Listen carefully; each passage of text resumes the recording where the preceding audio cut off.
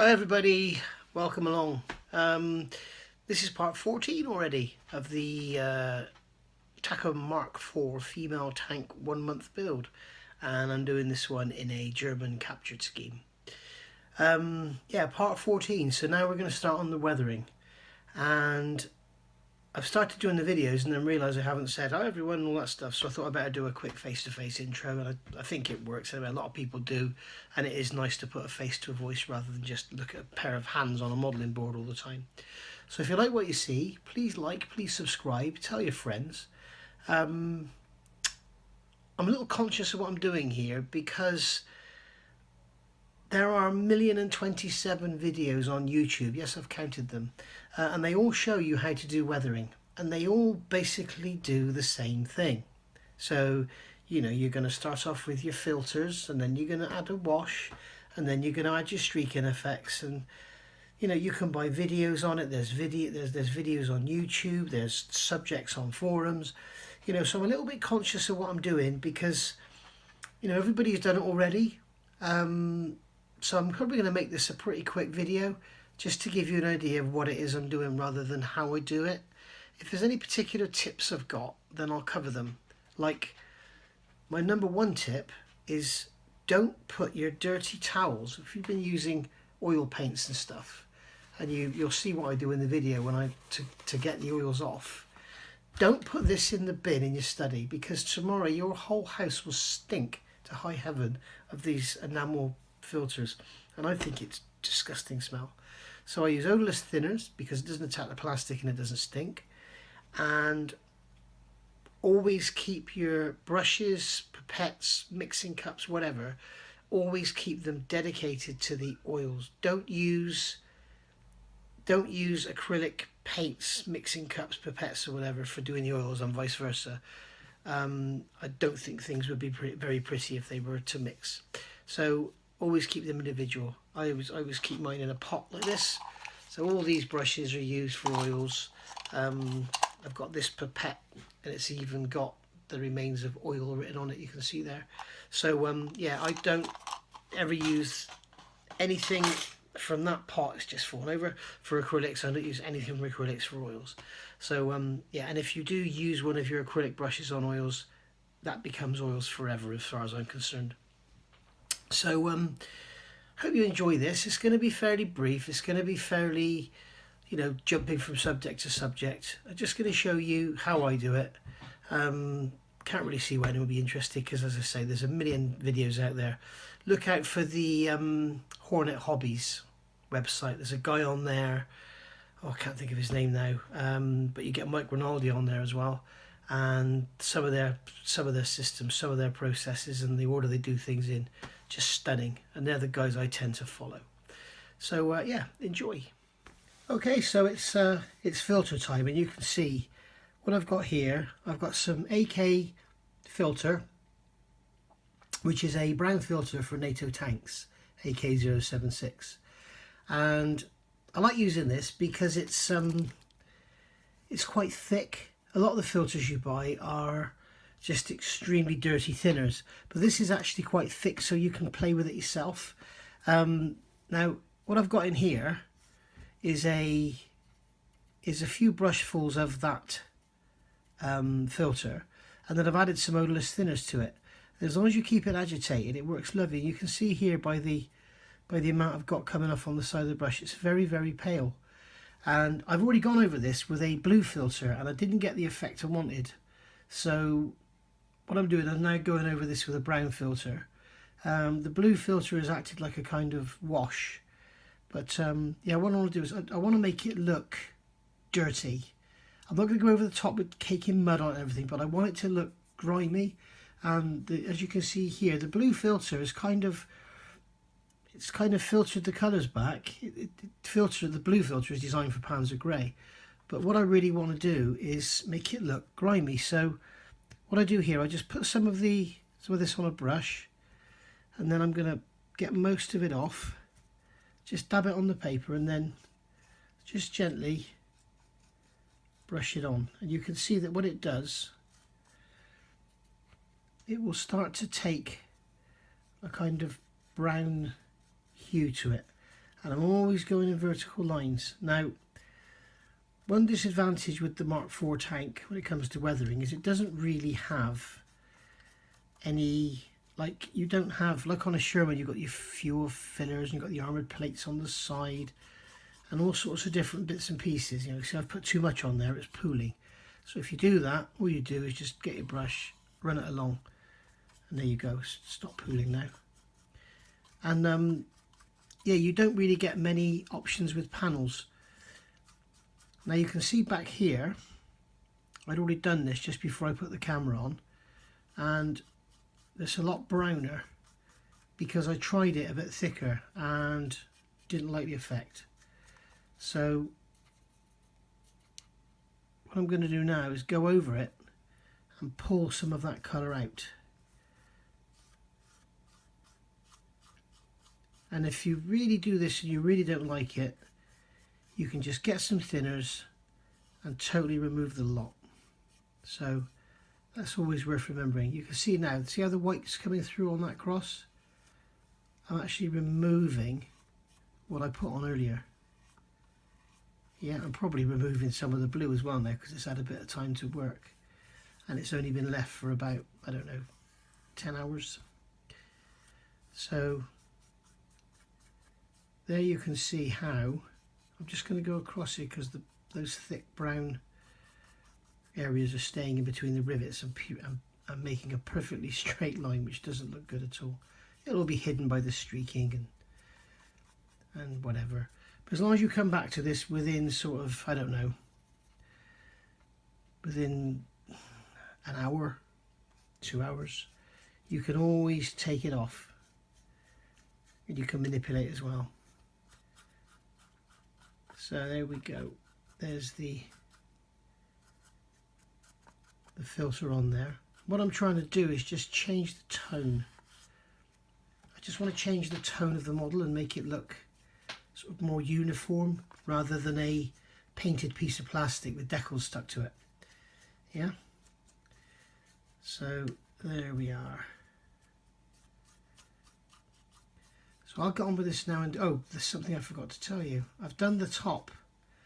What I did, I made up a filter with a lighter colour, and you can see that on the top here it's a lighter shade, and I just want to give it that kind of bleached look before I start to add pigments and dirt and stuff. I just want it to have a kind of bleached look. So, you know, you've got the modulation and then you've got this paler coloured filter on the top, which you can see it's kind of dried. It almost looks like a fainted dust on there, and I'm after a sort of bleached from the sun look. Really, it just makes the whole model more interesting than rather than just looking at a piece of multicoloured plastic. So just move on to the other side now, and you'll see the difference straight away now. Let's get my Tamiya paint pot under there, which makes a great little steady. And then I'm just going to, I'm putting this on a little bit wetter than I normally would, basically because I think I've thinned it a little bit too much. So if I put a drop more on than I normally would, that should compensate for the fact that it's thinned too much.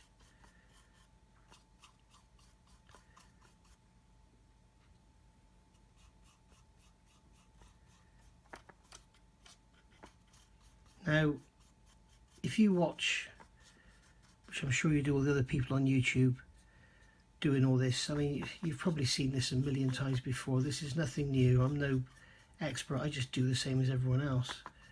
But you will see the likes of Mike Rinaldi have a different approach to most when it comes to doing this. And whereas you'll see me here, I'm putting a filter over the whole model. Mike Rinaldi would work in this area and just do the filters, the washes, the weathering, the pigments, everything in that area, and then continue on with the rest of the tank. Whereas because of this, I mean, I'm not much of a one to talk about it really, because I rarely finish any models and I don't generally spend a lot of time on military stuff. But what I must do for you guys is finish off the painting on that condensator, and then I can show you what I do on that with the one colour green, because that'll be a kind of what if you like, because they never saw service, but I want to make it look like it you know, has seen a little service. So what I'm going to do now is what I was talking about. Yeah, Mike Rinaldi would do a little area at a time, and I'm doing the whole thing.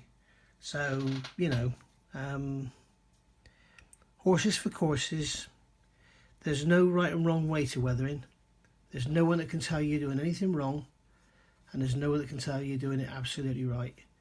And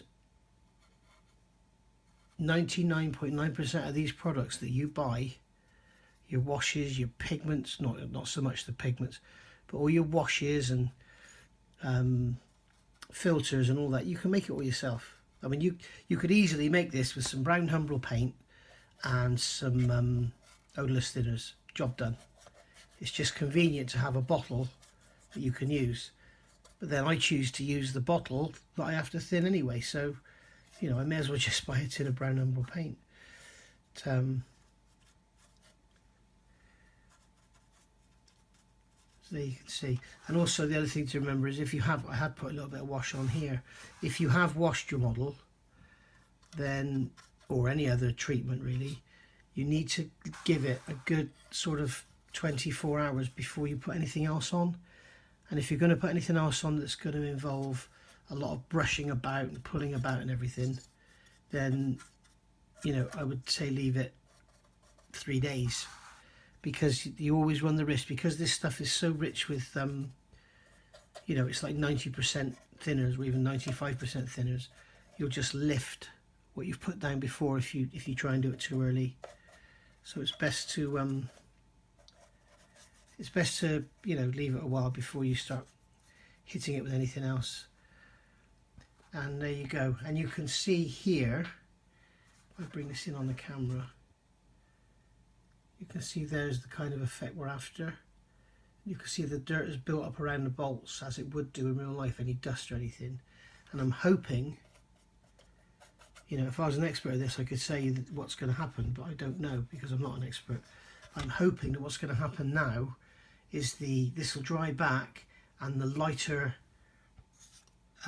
filter I put on before, the homemade one, will come back, you know, will come through it. I use the Upsilon 501, the dead flesh colour is it, I think. It's like a stony colour. It's a wonderful shade. So I've got the Upsilon 501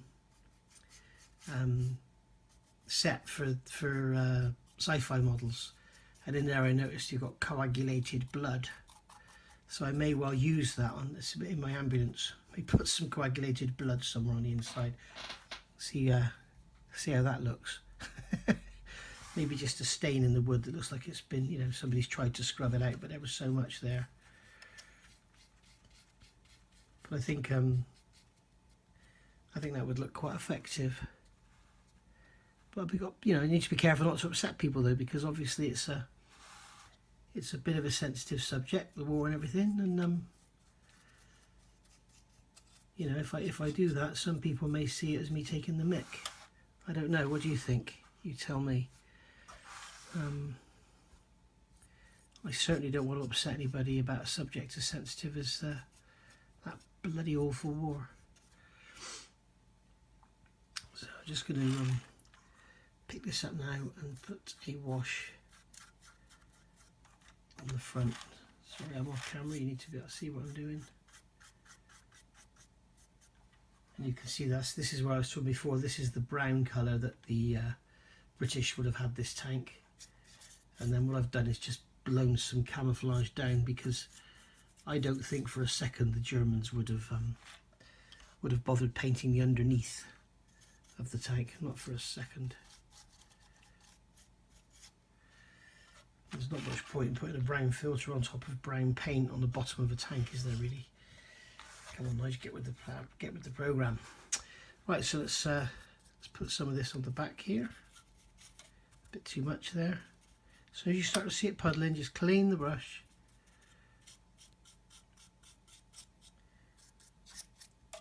And there we go. So I need to do the insides of these sponsons.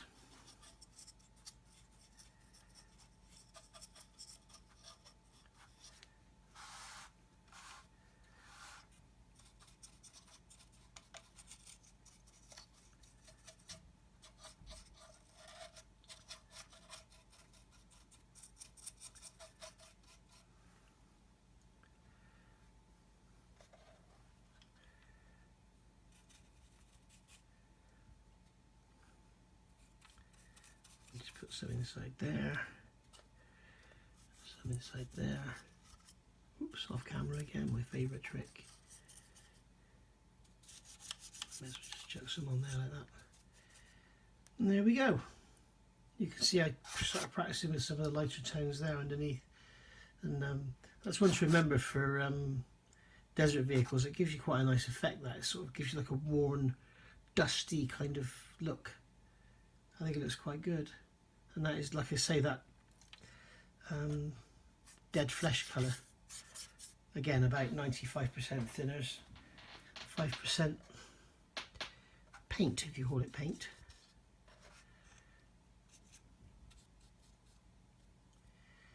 And there we have it. So next I'll do a wash, and then we'll see what it looks like after that. Okay, so now it's time to add a wash. The filters that you saw me put on previously have all dried, and you can see we've got this nice extremely matte, extremely just rubbed dirty finish. So what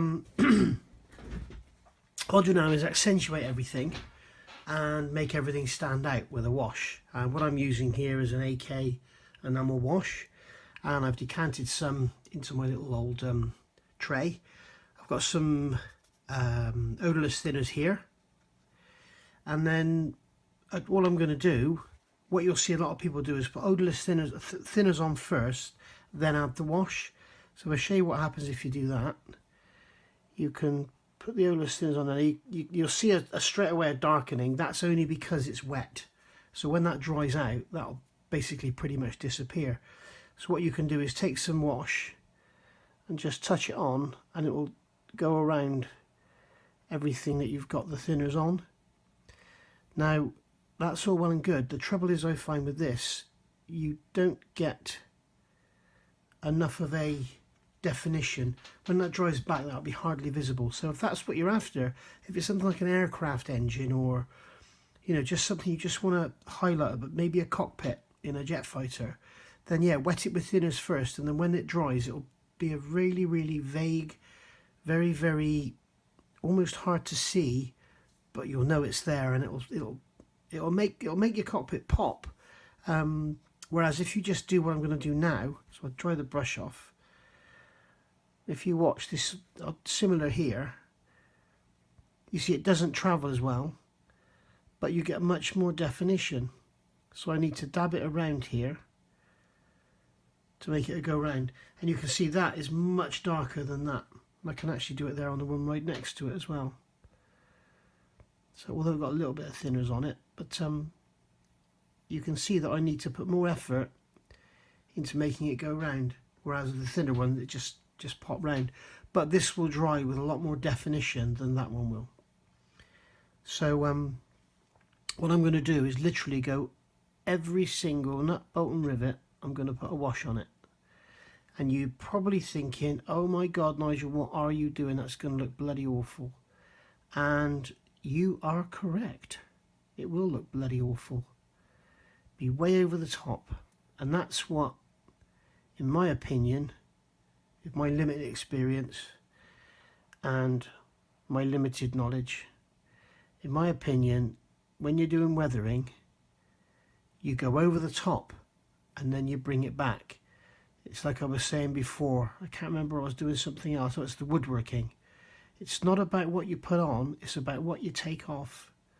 So if you haven't got enough on there to start with, you can't take it off. And yes, I am waffling. So I'm just going to put some in there, put some into these bearing housings. And don't worry, I'm not expecting you to sit here and watch me do the whole side. What I'll do is I'll just do this bit along here. And then I'll show you something. Put some along there, into those bearing housings.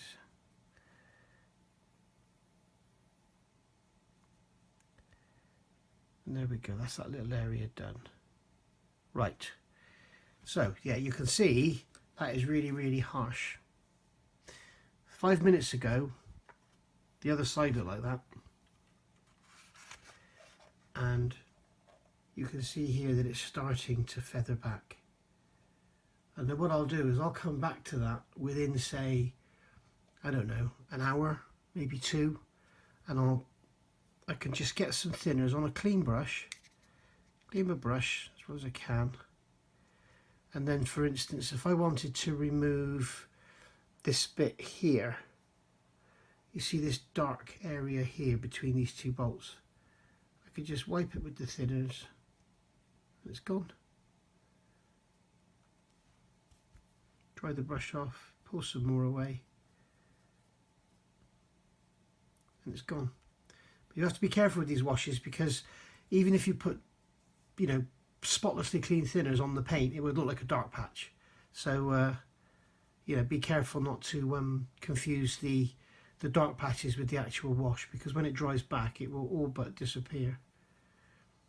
And the other thing you can do here is I'm dragging it around. You see I've got the wash here, I'm just pulling it about, and there you go. You can be as fussy or as slapdash as you like with this, really. I mean, there's another area that's going to lend itself perfectly to being cleaned. In here you can see I've got way too much wash there, so I'm just going to pull it back. And the other thing you can do is feather it out to make it like a dirty stain, like a stained area. There you go. And again here, yeah, I've got too much wash in that area there, I'll admit. I'll give you that. So I can just thin it down and pull it back.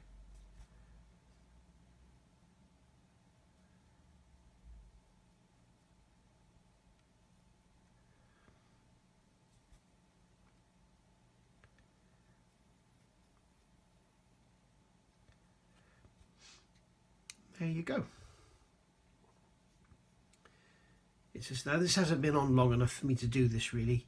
It needs to sort of dry off and get its teeth into the underlying coat really before you can start messing with it and pulling it about.